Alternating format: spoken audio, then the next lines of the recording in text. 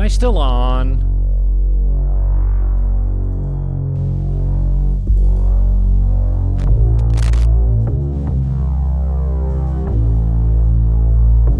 I can hear you.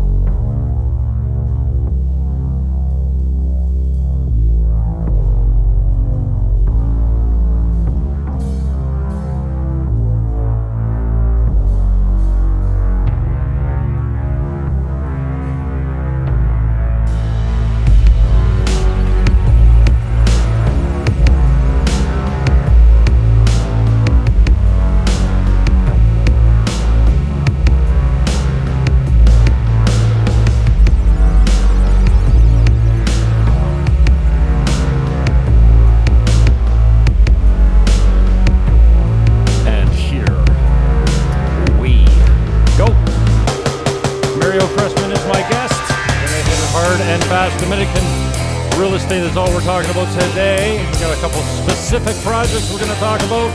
Buckle up and welcome aboard.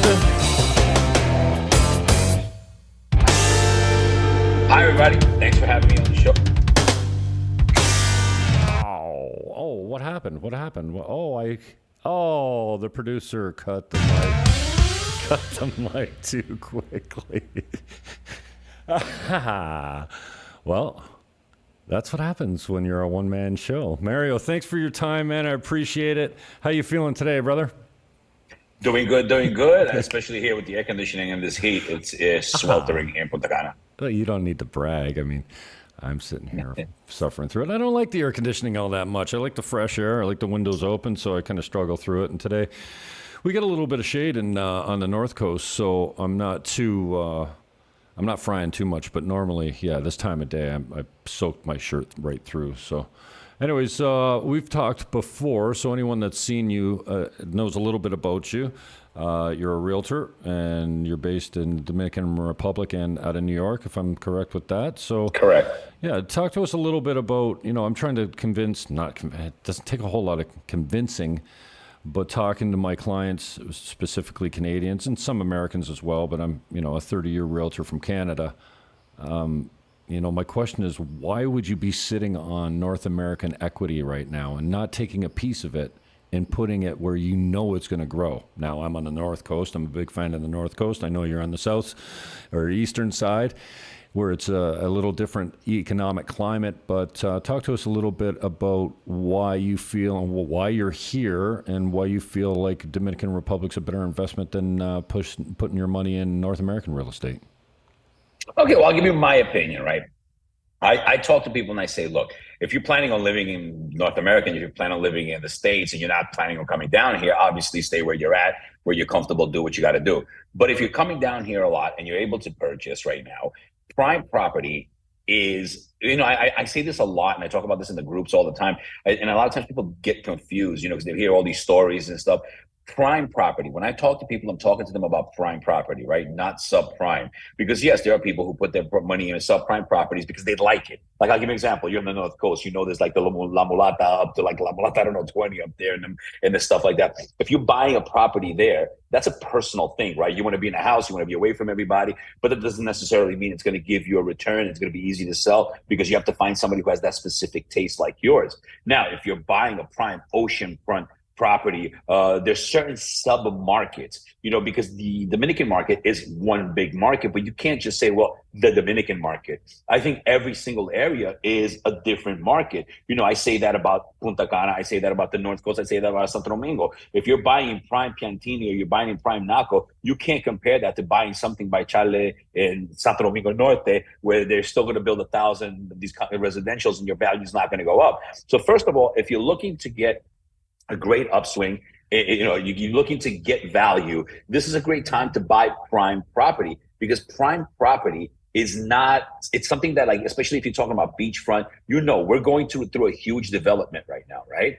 We're going through a huge development. Right. And the prime stuff, it's going to trade hands if it hasn't traded hands already. Right. It's being developed if it hasn't been developed already. So when that happens, it's like, okay, what happens next? Now you're not going to be able to buy that. You're going to be able to buy on the highway for the next 5-10 years. Sure. You're going to buy, a place they're going to build in La Loma or wherever. You're going to be able to buy that for the next couple of years because there's so much land to be developed. We're going through a development boom really now in the last 4 years. It started right before COVID. It paused with COVID. Then it restarted back up after COVID, right? But when you're talking about like here in Punta Cana, beachfront properties, okay, that's a limited supply. Right. That is a very limited supply. And you can't say, well, I own beachfront property. It didn't go up in value as I thought in the past. Right, because we're going through that boom now.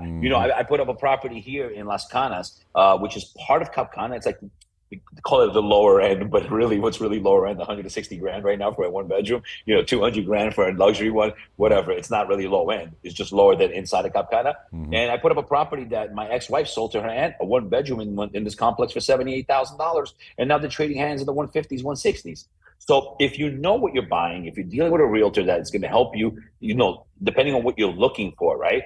Then this is a great time to get in and buy prime property because we're going through that boom. And what do we think? I mean, I'm not one of these people that thinks the world's going to implode or explode. Right. So let's just get that off the table. I'm not a doomsdayer, the bubble. Let me tell you something. And I said this like beginning of last year when people were talking about that in the States, it's going to, or the bubble's going to burst and all this stuff is going to happen. That's just a poor man's dream. Everybody would like the bubble to burst and that you could buy $1 million property for $100,000. I would like that. You would like that. Everybody would like that so we could all live like Jay-Z for peanuts, right? But that's not really where the world is going. You're getting adjustments. In the United States, I have an office in Manhattan. We've seen a 10% more or less price adjustment, much needed adjustment. The speed of sale slowed up a little bit. This was all just very much needed. So right now, if you're able to take your money and you're like, look, I want to enjoy I want to sweat through my shirt like we do, right? I want to go to the beach. I want a different lifestyle. Look to buy prime property now because I don't see prime property going down. It's a mostly cash society in the Dominican Republic. So let's get that on the table. It's a mostly cash society or a really large down payment. Right. If a bubble, let's just say a bubble happens, let's say North America, Europe, whatever, they burst and everything happens all of a sudden, which is not happening now. We're not seeing that even with the recession. But let's just say that, okay, all of a sudden everything, over there, right? If that theory was correct, during COVID, we should have seen fire sales everywhere. Right. We should have been like coming out of COVID, being able to buy apartments for 2 coconuts and a plátano, right? And we didn't see that. And we didn't see that. I was thinking about this the other day. I was like, when the world stopped and the income stopped and the jobs stopped, besides the surpluses, the money that they gave, whatever, the stimulus and stuff. But if that wasn't the time, yes, of course you could find a deal here and there. You find a fire sale, right? Especially when you're talking about beach towns with a transient. When we're talking about real like Santiago, Santo Domingo here, you weren't really seeing any of that. Dominicans were like, listen, I'm holding. All right, whatever. There's no buyers right now because we're during COVID. Okay, I'm just going to hold. Right. I don't care. I'll pay my maintenance and that's it, Sure. So that's what it is. Yeah, I'm glad to hear you say that. And I kind of, tell me if you agree with this. I come from Niagara. Niagara is 400,000 people, but it's an hour out of Toronto. And Toronto didn't discover Niagara until about 5 years ago. And I always say, and similar to where I am here in Caribe Campo and Torres at Tarapi Mar, it's kind of like a gem that no one really knows about. And anything that's sold in here has been tired and dated.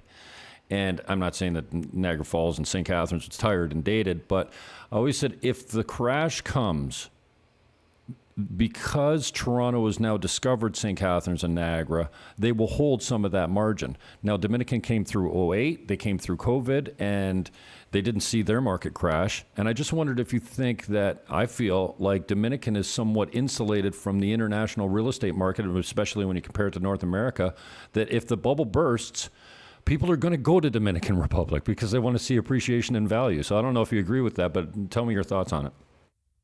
Yeah, I agree with that because it is because it's a cash market, because of the weather, because of everything the country has to offer, the flights, the infrastructure, everything that's going on.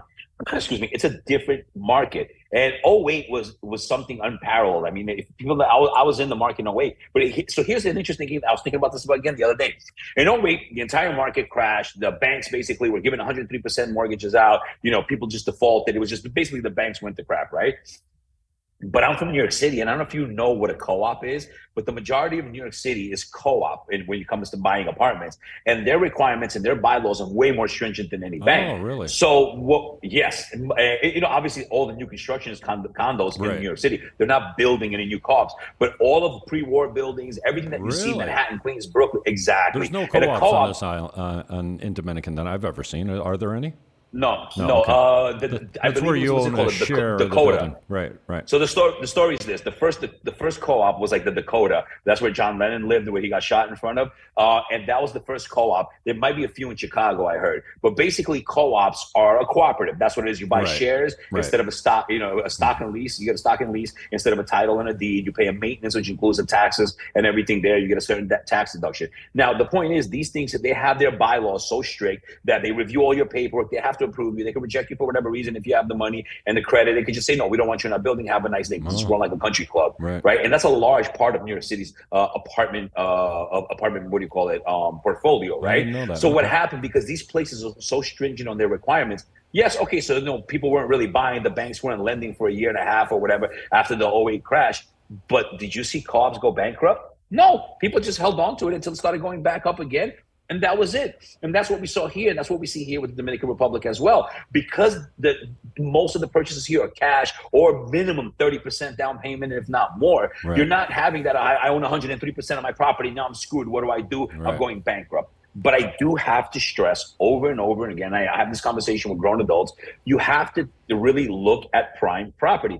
I debate people. You see me all the time in the expat groups, and people are like, the bubble. And I'm like, okay, if you've been in the Dominican Republic, right? Tell me about this beachfront. We're talking about prime property, right? Prime property. When have you really seen it go down? You might have seen a stagnant period because the world was going through whatever, and that's natural to see stagnation, to see a slowdown of movement or whatever. But choice property, when somebody says, I want beachfront, I want to walk to the beach, it's a nice property, that you really don't see. Then I talk about a lot the overall market, because a lot of people like to talk about one small part of the Dominican market. I talk about most parts. Talk to any person who has lived in this country 5, 10, 15, 20, any local, Piantini, Naco, Bellavista, in Santiago, Trinitaria, Villa Olga, Esmeralda. What have you seen? Nothing. Numbers have just gone up over the last 20 years. Mm-hmm. You understand what I mean? Like, there's no, in the prime parts of this country, I've never, besides a little dip here and there, a little offset that you see, like a leveling or whatever, the overall tone of the next 10, 20, 30 years is that's going to keep going up.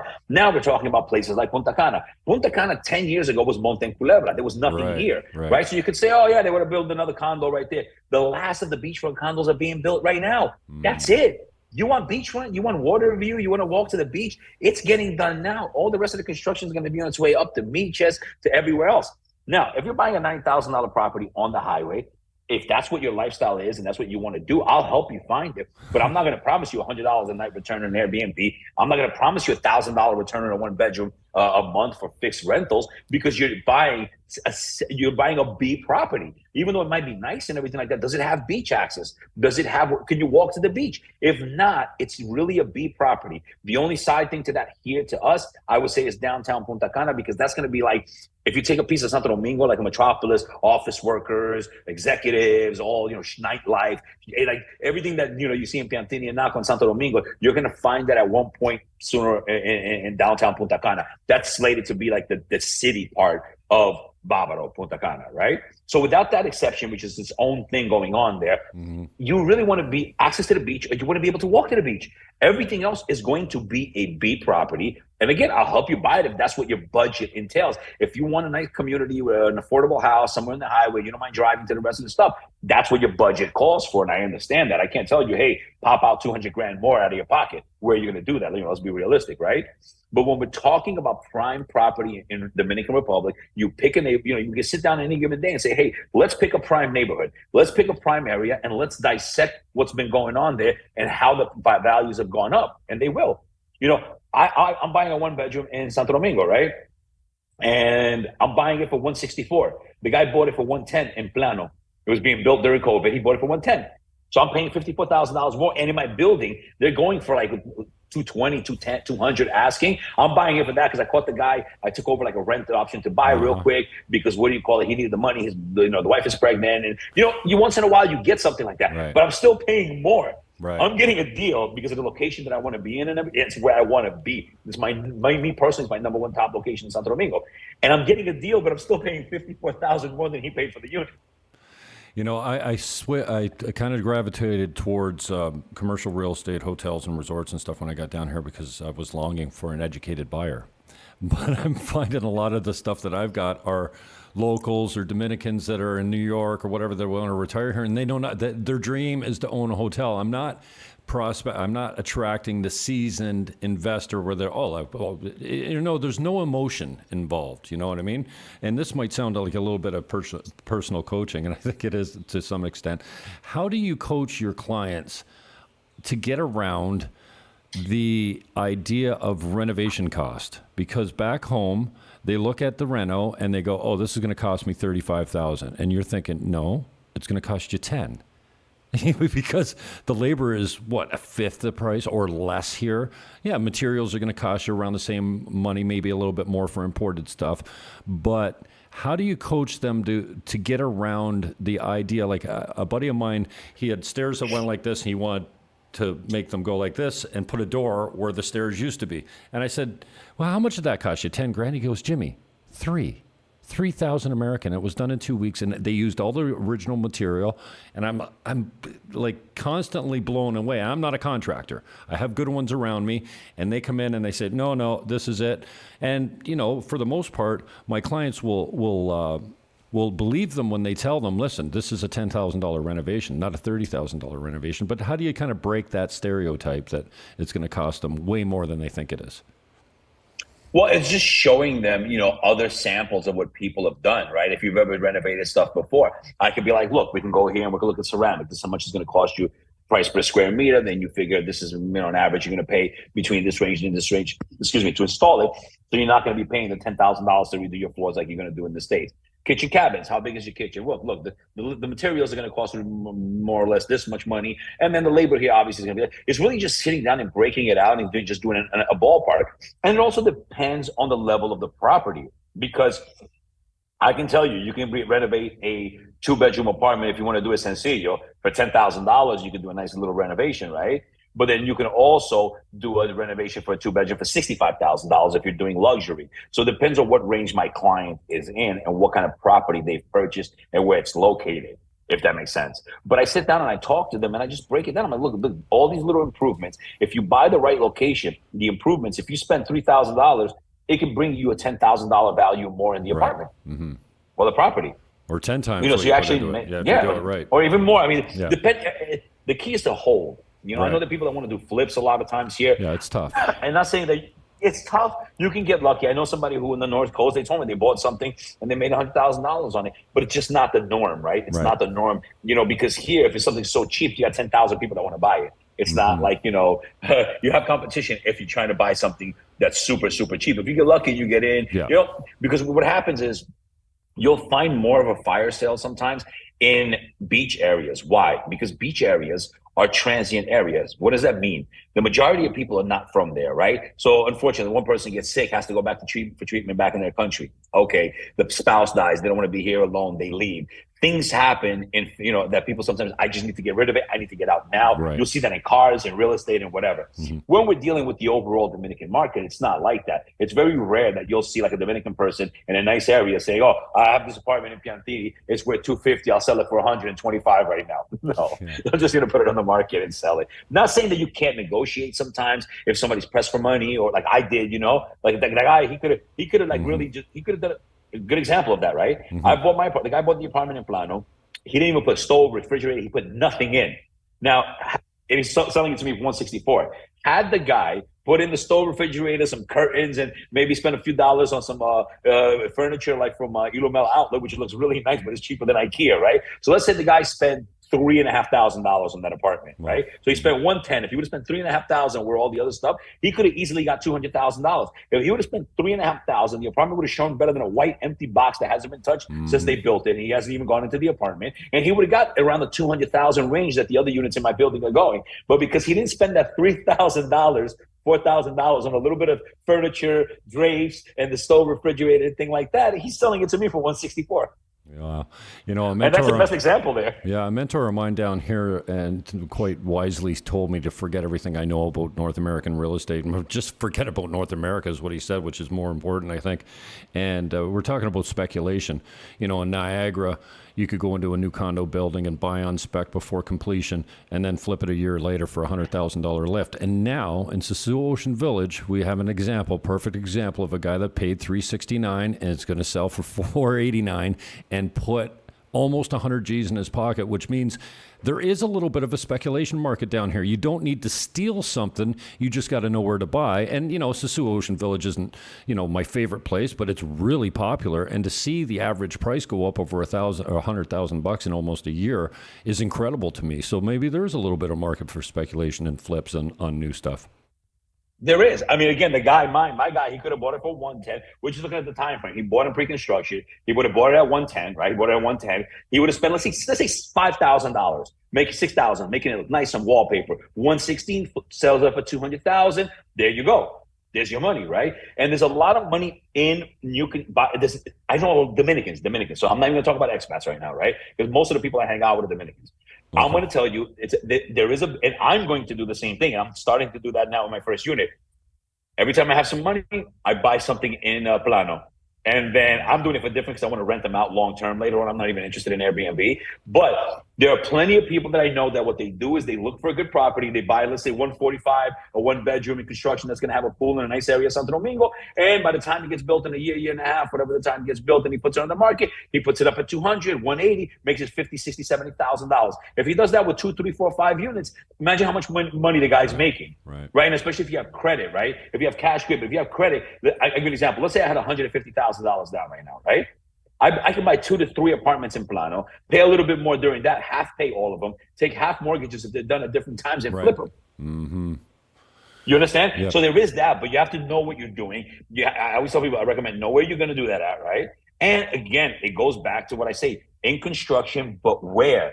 Prime. Not everything is gonna flip. Some things are very good for Airbnb. Some things are very, very good for long-term rental. Right. Some things are very, very good for flipping. You have to identify what you're looking for. I have a property there that I was even looking at. It's for sale now. It's a duplex, 3-bedroom in Punta Cana Village, in a building that I used to live in. I was one of the first tenants in that building with my ex-wife back in 2018, I think it was. You're right, okay. 18, right? So 18, I moved into the building. It was they sold them because I know people are like, the listing price. They sold them for somewhere around $330 to $350, the apartment. It is listed now for $550. It's going to sell around the same thing, $530 to $550. We're talking about from 2018 to now, not a long time, right? No. 4 to 5 years, whatever, right? Yep. $200,000. Mm-hmm. You're talking almost almost $50,000 profit. What do you call it? A year, something like that, right? Averaged out. There you go. You know what I'm saying? Whoever holds that apartment will also make more money in the long run. Why? Because Punta Cana Village has a very, very specific market. If you understand Punta Cana, the people that live in Punta Cana Village, they might live in Las Canas, outside of Cap Cana. They're not moving to Bávaro. They're not moving to Cortecito. They're not moving to White Sands. They're not moving anywhere besides Punta Cana Village. And Punta Cana Village has a very good master plan. What does that mean? They only have X amount of apartments on the east and the west side, and then the rest are going to be homes like this, like that. So it's not like an infinite amount of everything. Once they're done with the development, with the buildings and the park there, that's it. The only choice you're going to have in the future is to buy a resale that's existing there. So that $350,000 apartment is going to be worth $650 in a couple of years. Why? Because if you want a duplex, 3-bedroom with your own private space and blah, blah, blah, this is all you have. And the market will always want to be there because it has a market. It's the same thing. There are people that only want to be beachfront. There are people that only want to be in Piantini and Napo. I'm one of those people. Like if I were to buy, I only want Napo, Piantini, or Bellavista. Don't talk to me about anything else. Right. That's my 3 choices. And then when I wanted to buy for me to live, Bellavista was it because it gave me what I wanted. And it's not negotiable if I find something better somewhere else. And those are markets that are always, if you look at them historically in certain markets, they've always gone up. Look at most of the stuff. If you look at, even in Sosúa, right? If you look at some of the stuff there, some markets have consistently gone up. Yeah, definitely. And I think most people forget, even though they know this, that the real estate game is buy and hold. if you're under pressure to sell and the market won't supply what you think your property's worth, and you got to dump it, you're going to take a beating. But if you can afford to like hang stocks, on to same it, thing like stocks. yeah, buy and hold. The stock market dips, and if you can't hold on to it, and you need to liquidate, you're done. Yeah. That's it, right? But the other person who held on might make even bigger gains when the stock goes back up to higher than it originally was. It's all it is this. It's fluctuation. But I like to look at a 10, 20-year plan. A lot of times people hear, I hear this all the time. The market's going to burst. The market's going to burst. Okay, talk to me about the market today in Sosua, Cabarete, prime property, right? Even I used to own in La Mulata in Montevista. Those are even worth more than what I sell, right? Yeah. They're making more money than what I sold. They're selling for way more than even when I sold mine a year and a half ago, right? I just sold because I don't come to that side of the island, and I just didn't want to maintain the property that far away. What do you call it? But if we look at historically right now, right? Pick prime beachfront, Cabarete, Sosua, pick nice neighborhoods in Santiago, Santo Domingo, pick prime Punta Cana. Tell me about the last 7 years, 10 years. Have the prices gone down, stayed the same, or gone up? And there's your answer. Yeah, well, I love the Monte Vista style, and that's the same where I am in Treza Tropimar here in Caribe Campo. An old, all-inclusive resort, 121 units surrounding 2 big pools, great staff. And what I like about it, and Monte Vista is a little bit too far from the beaches if you want to walk. That's what I love Caribe Campo. Superpole is a 500-meter walk down the street. You're 10 minutes downtown. You're 15 minutes to the beach if you're walking, way quicker. And if you're on a bike or traveling by car. But then you're super quiet, you're super secure, and you still have all the amenities that you want that are super close by. And there's not a lot of those, at least I'm not aware of a lot of those buildings that are set up like the Monte Vista or the Caribe Campo, where you've got a good selection of different style properties that are all close to the action. No, and I know the place because I used to be your neighbor. I used to live in the Palms. I used to have a studio in the Palms. I owned one of those. Nice. Yeah. So I know it really well. I used to own the restaurant on the corner by you, next to the hardware store. There's always a restaurant there. Oh, yeah. For a while, when it was Parada Típica Fama, that was mine. Oh, nice. Yeah. When I used to have the blue sign there. Yeah, back in 2018, I owned the restaurant there, right down the block from you. So yeah. Nice. So, but that's what it is, and it's like location. And now you're seeing you're seeing a huge uptick in value, I'm assuming, in your property. Yeah, definitely. And the other thing, and especially if you renovate, because everything that's sold in here has been old and ugly, and that's why I tell people that are buying in here, listen, don't worry about over improving. If you 5-star a unit like this and you're looking to sell it in one day, you can hang on. You'll get the money. Like just name your price, because there's people coming in here that love the complex and they don't want to do a renovation. And if you've done a 5-star renovation already, just name your price. You're going to get it. Well, that's what happened in Monte Vista, if you know the story, right? They were doing some basic renovations when I bought mine. It was okay, but it wasn't anything out of this world. And they were selling slowly. When they went in and started doing full renovation, changing floors, making it really nice, putting some nice furniture and modern furniture in there and everything like that, they started selling like hotcakes. Mm-hmm.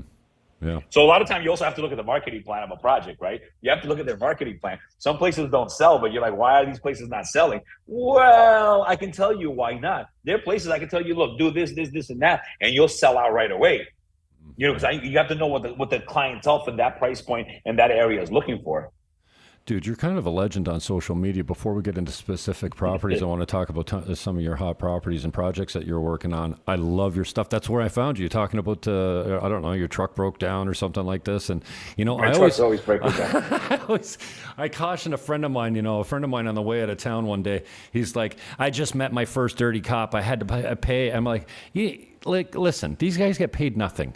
But for me to buy a cop lunch is no big deal. You know what I mean? He's not treating me any more special than he's going to treat the next guy. He's hungry. He's letting me go. I'm going to buy him lunch.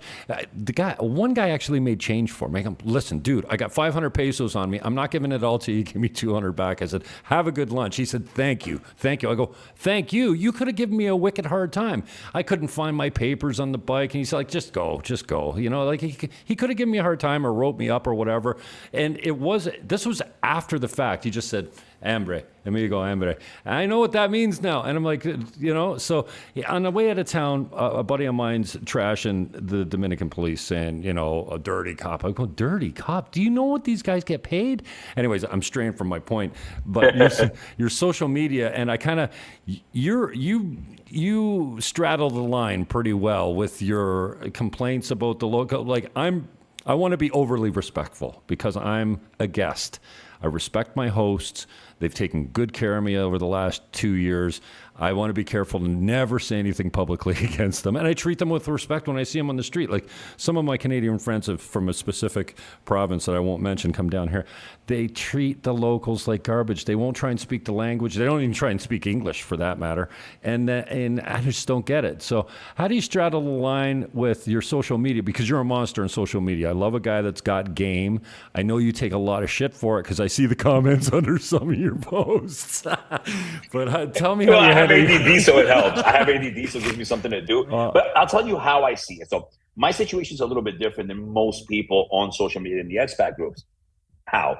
Okay, first of all, I grew up with Dominicans since I was 15 years old. I'm turning 48 this year. So when I came to the Dominican Republic in 2003, the first time, I think it was 03, it wasn't like, for me, like, okay, besides the architecture and obviously, you know, the craziness and 2 matches, Santiago, Puerto Plata, 2003, woo, woo, wild, wild west. Besides that part of it, the music, the culture, even the people. I mean, I grew up, all my friends were Dominican. I hung out in Dominican house parties and basement bars in Washington Heights and stuff like that. So for me, this is what I know. It's not like, I didn't come here, like I didn't discover it because I came on vacation in a resort and I liked it or anything like that. This is what I grew up with. I was watching these bachateros when I was like 19 years old in like a church somewhere on a tarima and stuff like that. So I grew up with this, you know what I mean? It's not like, I didn't get into this 3 years ago when I got here. So that part of it is different. The other thing is also my friends, 95, I do business with expats, but 95% of my friends, if you see me hanging out, if you ever run into me anywhere, you will barely ever, unless I'm playing golf or something, you'll barely ever see me with an expat. It's all with Dominicans, politicians. I hang out with a lot of top cops. I hang out with a lot of government people, politicians and things like that. So I'm all over the country and that's what I do. So my things, I pride myself on. I've been here for a very long time. I pay more taxes than baby Jesus, as I always say. The tax system here, once you have a business and you're paying taxes, oh boy, you understand why everybody drinks a lot of rum here. And as I do, I have many bottles in my house, many bottles of rum. So I go through, I've gone through the phase of, like, when I used to come here every 3 months to Sosua, hang out and everything, I saw myself more as a visitor, cool, all right. I don't see myself as that anymore. I come here, I pay taxes, I pay, I hundreds of thousands of dollars. I mean, if I tell you how much my business gross, what I pay my agents, what I make, I generate as a small business probably as much as a small pueblo of people in taxes and money back into the community. So the thing is, I see myself as a regular person living here because that's what my everyday life is. Like, I understand certain expats, they might be like in the beach towns and they're hanging out with people from their country, Germans with Germans, Canadians, Americans. Right. I don't have that. I'm always with Dominicans. I'm always like, I'm over here, I'm going to Santo Domingo, I'm going to the Barcito, oye, vamos para allá, vamos a la playa, vamos a la vaina, sabes, in the mountains or whatever the case is. So I can't see myself as, how can I put it? Even like people that meet me, like, dude, one of your parents is from here? I'm like, nah, bro. They're like, but like, I confuse people because I live here, I pay taxes. I see myself, it's the same thing as a person from here that goes to the United States and starts working there, has a business in New York City or whatever. Well, you've been here you've been coming here 20 years. You got your business for 5 years. You've been coming here for 7, 8, whatever. Dude, you're a New Yorker. You know what I'm saying? That's it. You're one of us. So that's the way I see it. It's not everybody's going to agree with it. And I'm not here for how can I put it? I'm here for the 80-20. 80% of the people understand, 20% don't. The 20%, yeah, para la basura, tú sabes, zapacón. But that's how I see it. I'm here doing my thing. So at the end of the day, I got to get to a point where, there's got to come a point, depending on what you do. Because there are some people that are just retired, they're chilling by their condo on the beach. And, hi, how you doing? Okay, they do a little thing here. No, I have a full life. I pay insurance. I do this. I talk to people. I got to get involved in stuff. I got people trying to screw me over. I'm trying to save my business. I'm trying to save this. I'm trying to save that. So at one point, I believe in being real. Because here's the thing. Not everything's good. Not everything's bad. Right? I believe in telling things the way they are. My rose-colored glasses came off a long time ago. I had them on at one time and I was there. And then experience, you go through hell and you go through the good and the bad and it changes you. You have to change, right? You can't just be the same person you were after 100 experiences. Right. If you have 100 experiences that you pass through, right, in a place, you have to change after that and you have to adjust how you think. So my job, the way I see it, I want to do a book. I want to write a book eventually. That's my end game to everything that I do. People are like, what's your end game in this? You want to sell everybody all the properties? No, actually my end game is I want to write a book. Nice. Because I want to help people adjust to being an expat in a foreign country. Now, I feel like if you're overly negative, obviously that's not good. If I really, really, really hated it, I'd go to Panama, I'd go to Colombia tomorrow, and that's it, right? Because going back, one of the things I hate When people are like, if you don't think everything's perfect, why don't you go back? That's like saying, well, your new girlfriend's really not good for you. Why don't you go back to your ex? No, why don't you go find another girl after that? If it doesn't work out for you here, go to Colombia, Panama, Puerto Rico, donde sea. Go somewhere else. So the way I see it is my duty, right, is to tell people the good, the bad, and the ugly, to help them in a way that I didn't have help, the way I didn't understand, because every culture is different. The way people do business, the way people love, the way the way people interact with each other, friendship, socioeconomic relationships are different. You know, we can't say the Dominican Republic is like Canada. We can't say that it's like Thailand. We can't say that it's like Russia. Each different place has its own different systems. So when you come here, you can't just say, well, it's all the same. No, it's not. I feel like everything is different. And you'll see that if you start dating somebody from here, if you start doing business here, you know, I love seeing people give business advice that have never had a business here. I'm just like, huh? That's like, you want to tell me how to drive and you never had a car, you know? Yeah. So that's how I straddle that line. I try to tell people the truth. And the thing is, if you make real friends here, right? We're not talking about the people that just blow smoke at you. Oh yeah, my friend, that just want to hear you say something positive. And the minute you have one day that you're having a bad day, you're like, damn it, no. They're like, oh, no, go back home. No. We're not going to go play that game. I have friends, and when I sit down with my friends, with politicians, with cops, whatever, we're sitting down, we're drinking rum, we're drinking beer, and we talk about these things. And there's no difference between me saying it, them saying it, or somebody else, because we're all in an equal chatting field, equal pay, because that's when the people stop seeing you as like, oh, well, you're just here to blow smoke at me and leader. And the minute you have something, I can say it, but you can't say it. My thing is this: if you have a complaint about it, right? You're Dominican, you have a business, you're a Dominican businessman, right? And I'm me, businessman. And we're sitting down and we're having drinks right now. And we're talking about taxes. We're talking about politics. We're talking about all these different things. It shouldn't be a thing where you can say something, but I can't, but we're in the same boat fighting the same evils. You get what I mean? Yeah, we're in the same boat. We're in the same game. We're in the same sport. So we should have a dialogue going back and forth about it. And you can't be like, well, I can say that, you know, my taxes don't go to anything and I'm tired of this. But if you say it, then it's not right. Well, what do you mean? That to me doesn't make any sense, if that makes sense, right? Yeah, so I straddle that line, but I want to be real. Look, I want to be real. I'm not here. I'm not like, you know, the type of person that's you see a lot of these brokers. Hi, how you doing? My name is Bob Broker, and I'm here to represent to you this and this. And they're putting on a hat. They put in, you see that a lot in like law enforcement in banks, right? The guy goes to the bank, puts on a suit. He's there behind the thing. And for 8 hours a day, he's a different person. The minute he gets out that door, that's who he really is, right? A round of drinks for everyone. That's the realtor. I call them Rodney Realtor. The scripts are always the same. You never feel like you're talking to a real person. I always call that guy Rodney Realtor. And I appreciate your authenticity, because, you know, people see through that kind of stuff when you're pretending to be something you're not. And when you're real, and, you know, I always tell people, listen, I'm blunt. Please excuse me. If I don't know the answer, I'll tell you I don't know the answer. I'll go find the answer for you. I'm not going to pretend to know it all. I mean, one of my mentors used to say, you know why women are such great real estate agents? Why?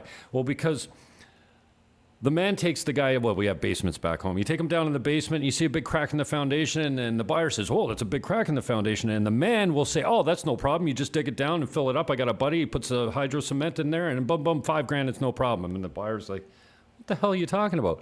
The woman agent takes the same buyer down the stairs, and the buyer says, oh, that's a big crack in the foundation. And the woman says, oh, can you fix it? Is that a deal breaker? Oh, no, it's not. I got a buddy. He just could dig down, blah, blah, blah. You don't pretend to know it all. You know what I mean? Like so many, and I've seen this more here than I did back home. The agents have the answers for everything. They don't know when to shut their mouth. They pretend they know everything, and the buyers see through that. So it's refreshing to meet a guy that goes, hey, I don't know. I'll find out for you. It'll take me 2 hours. I'm not really sure about that. That's a big thing. That's a huge thing that I teach my agents and that I do. Okay, when it comes to real estate, I'll sit down and I'll talk to people about real estate. Once we start getting into legal and things like that, now, off the record, I have advice for people, right? And one of the reasons why I'm the way that I am in social media, because I can't tell you, you know, obviously in private, people reach out to me every day. I've helped people get car insurance, health insurance. I've helped them find areas where to live. I mean, I help out a lot of people. The overall thing that I want to do, forget about the 20% that I want to argue with me. I help out so many people because of my vast knowledge. You know, I've lived Sosua, Cabarete, Puerto Plata. I know these places. Santiago, I'm like the back of my hand. Santo Domingo, geez, I could run through Santo Domingo blind. Punta Cana, I know all these places. I'm on the highway. I did 1,000 kilometers in a week. That's how you understand how much I move around. Right. Even the guys at the BMW dealership, when I go there, I want to get a loaner car when my tire blew. They're like, hey, the guy who drives more than anybody else in this country. Like literally people, so I want to help people. But when it comes to certain things, like when it comes to real estate, and I train my staff like this. When it comes to legal, because I find a lot of buyers, and I don't know if you find this, I'm pretty sure you do too, right? They come to you as an agent, but now they're too cheap to pay for a lawyer. They're too cheap to pay for this architect. They're too cheap to pay for all the other stuff. And they want you to solve all their problems. They want you to tell them what to do. And I'm like, look, I'm the broker. And I can tell you, I know how the law works, obviously. I know how things work, but I'm not a lawyer. I learned that because I'm licensed in New York City. And in New York City, we're not allowed to give legal advice. So I tell people, I even have a form that if you work with me and you choose not to use an attorney on your purchase or your sale, you have to sign a form that says, against our better judgment, you have decided not to take legal counsel. To cover myself, that later you don't come to me and say, well, Mario, or whoever works for Mario, you didn't tell me I needed a lawyer. No, when it comes to lawyers, to attorney information, the first thing, even before you make an offer on a property, I would like for you to hire your attorney to have your legal counsel on your side. Same thing as to say, I apply the same principles and the same practice here that I do in New York City. I'm licensed in New York. I run things here exactly the same way because most of the process is equal. It's the same, right? So get your attorney. Oh, I want to know if I can build out this room, and I wonder if I can put a pool on the roof or whatever. Look, let's talk to an architect. The next broker might do the same thing like you said. Yeah, sure. Yeah, you can build another 3 stories up, no problem, with a big Olympic-sized swimming pool on your 1 bedroom. I'm not going to do that. I'm going to tell people, like, look, this is what it is. Let's talk to an architect. Let's get somebody in here and see if this works for you. It's the same thing with properties. People come to me, I've got $90,000, $100,000 to spend. Look, man, I'm going to find you something, but I'm going to tell you right now, for $100,000, you cannot expect this, and this, and that. If that's your budget, I respect that and I will help you. But don't expect to get the value of a 250 to 350,000 unit for 90,000. I refuse to do that. There are projects which I can't name, obviously for legal reasons, right? Where the projects are very good if you're looking for an affordable luxury lifestyle, right? You don't want to spend a lot of money. It's luxurious. It's really nice. New construction, beautiful, tons of amenities. Love it. But it's not what people, but the developers sell it as an investment, as an ROI, as all of this. I don't. I tell people, if you want to buy here, buy it for your lifestyle, buy it because you can afford it. And if you break even or maybe make a little bit of money later on, or, you'll be able to rent it out to a person that works in the business here for probably around this much money a month, fix if you're looking to do that down the road. But do not buy it thinking you're making the greatest investment in your life, because this particular project is not for that. And I'm not afraid to say that to people. I'm not going to tell people, I'm not selling people dreams, to make a living. Right. Because here's my thing. And I say this a lot to people, speaking for myself and most of my agents here, right? Well, all of my agents, actually. I'm going to be your neighbor. You're going to buy a property. You're going to see me in Jumbo. You're going to see me at the beach bar. You're going to see me in Nacional. You're going to see me at Galerías. You're going to see me at the restaurant. You're going to see me for New Year's walking around. You're going to see me at the beach. You're going to see me playing golf. You are going to see me. If I lie to you and if I tell you you're going to get $150 a night for this unit and you're putting it up at 45 now in Airbnb after you bought it, you know who you're going to see? Me. Yeah. And you're going to see, but you said to me in that email right there, Mario, that I can get this much money. And I'm going to be like, oopsie. No, I manage people's expectations. And that's something that brokers have to really, I think, to be a professional broker, you really should do that. There's nothing wrong with saying, well, I believe or I think that could happen, but I'm not 100% sure. There are markets here that I can tell you, look, this is what I think is going to go with this particular project, but it's an unknown market, so I don't know enough. Nobody knows enough. I love the thing that I see all the time, brokers. I don't know if you see, you guys do this in the North Coast. I see it here a lot, Santo Domingo and Punta Cana, where brokers say, I guarantee your investment. Like they literally have it on billboards and stuff like that. How can you, who are you? Not even the president can guarantee anything. Who are you to guarantee somebody's investment? Well, we can advise you. It's kind of like back home. You probably got these guys that will guarantee the sale of your property, except you don't know it's at 75% value. Of course, they're going to buy your property. If it doesn't sell, they're going to buy it. Right. I can sell it. At 75% off, I can sell iced Eskimos right now. Yeah. Dude, but that's what it is. It's just being truthful with people. I think being truthful and sometimes, telling people what they might not want to hear. But it helps because I didn't have a lot. I mean, all the stuff that I learned through tumbling and falling. I mean, just think of a big giant mountain and I've tumbled all the way down and I still got a whole lot. I got a whole nother mountain to tumble down. So if I could tell somebody, hey man, listen, there's a big boulder up there. You need to watch out when you're coming down. All right. It's going to hurt, Yeah, so many good insights there, brother. I appreciate that. And let's hit one of this your favorite project here that you're pimping. Tell us all Okay. about it. I'll So put it up that's on the it's screen here. yep, it's So Palms 2 in White Sands, Bávaro. okay, It's a project we sold out Palms 1. So Palms 1 we sold it right coming out of the pandemic. It was a huge hit. Entry level new construction, right? So it's entry level new construction. But one of the great things about it is that it has private beach access. So now we're building Palms 2. Palms 2 is going to be a more upgraded version of Palms 1, bigger layout, more updated appliances. Because every time here, so just so people know how it works, right? Whenever you have a project, it's very common in this country to have like, what do you call it? Like the Alante 1, Alante 2, Alante 3, right, right? right. They have different names. And every time you see one, usually the next one it's going to be a little bit better than the last one. When developers build a project, they're constantly evolving in the build of the project. So this is Palms 2, so obviously it's an advanced version of Palms 1. Some of the top units have their own private roof deck outside that you can put a jacuzzi. It comes pre-ready for you to do that, and they can do it for you for an extra fee. Well, the reason why I like this project is because it's affordable, right? It's an affordable price point, but it gives you beach access. Now, I don't know if you noticed, like the whole time that we're talking through this podcast, right? I keep talking about beach and beach access and walking to beach. And there's a reason why I say that. Because if you understand how Punta Cana is, there are very few public beach access points in Punta Cana. You know, in Sosua, you guys have public access forever in Sosua Beach. You have Playa Alicia with the parking lot, public access. Everybody they have their public beach access. Here, what happens? You have very limited small points of beach access in Bávaro because it was originally built around resorts. So they never built like the parking lot, the huge area, the definitive entry point into the beach.